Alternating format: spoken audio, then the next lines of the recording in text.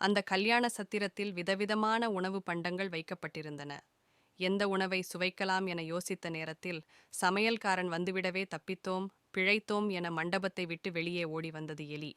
அந்த நேரத்தில் தெருவோரமாக இருந்த மதில் மீது ஒரு காகம் அமர்ந்திருந்தது. டேக் அந்த காகம் எலியை கண்டுவிட்டது. எலியை கண்ட மகிழ்ச்சியில் அந்த காகமானது எலியின் அருகே பறந்து வந்து அதனை விரட்டிப் பிடிக்க முயன்றது. தனது தடித்த அலகினால் எலியை கொத்தப் போனது.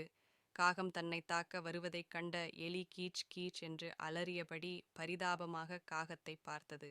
காகம், அண்ணா, நீங்கள் செய்வது சரிதானா? மண்டபத்தில் உள்ளே வந்த மனிதருக்கு பயந்து தெருவில் ஓடி வந்தேன். இங்கே தெருவில் நீங்கள் என்னை பிடித்து கொல்ல நினைக்கிறீர்களே, என் மீது கொஞ்சமாவது கருணை காட்ட மாட்டீர்களா என்று அன்போடு கேட்டது. அதனை கேட்ட காகம், எலியே, எனக்கு மிகவும் பசியாக இருக்கிறது. என் பசிக்கு இப்போது உணவு தேவைப்படுகிறது. அதனால் உன்னை இரையாகக் கொள்ள வேண்டும் என்று நினைக்கிறேன். அதனால் அடம்பிடிக்காமல் எனக்கு இரையாகிவிடும் என்று கண்டிப்புடன் கூறியது. காகம், அண்ணா, உங்கள் பேச்சிலும் ஒருவித நியாயம் இருப்பதாக உணர்கிறேன். ஆனால் உங்கள் குஞ்சுக்கு இதைப்போல் ஒரு ஆபத்து நேர்ந்து அது வேறு ஏதாவது பறவையிடமோ விலங்குகளிடமோ சிக்கிக்கொண்டால் அது என்ன பாடுபடும்? உங்க குஞ்சு போன்று என்ன நினைத்து எனக்கு உயிர் பிச்சை கொடுங்களேன் என்று பரிவோடு கெஞ்சியது எலி. எலியின் சாமர்த்தியமான பேச்சினால் காகத்தின் மனது இளகிவிட்டது.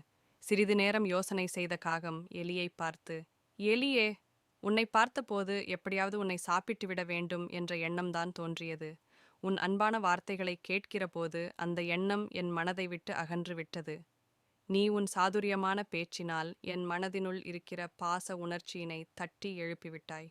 இனிமேல் நீ பயமில்லாமல் செல்லலாம் என்று கூறியபடி வேறு இரையை தேடி பறந்து சென்றது.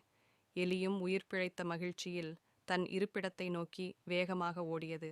அன்பான பேச்சினால் எதிரியின் மனதை கூட மாற்றிவிடலாம் என்பதை அந்த எலி மிக நன்றாகவே அன்று புரிந்து கொண்டது. அன்புக்கு இத்தனை பெரிய சக்தி இருப்பதையும் அது தனக்கு ஏற்பட்ட அனுபவத்தின் மூலமாக அறிந்து கொண்டது. தானும் பிறரிடம் அன்போடு இருக்க வேண்டும் என்று அன்று முதல் அது உறுதி பூண்டது.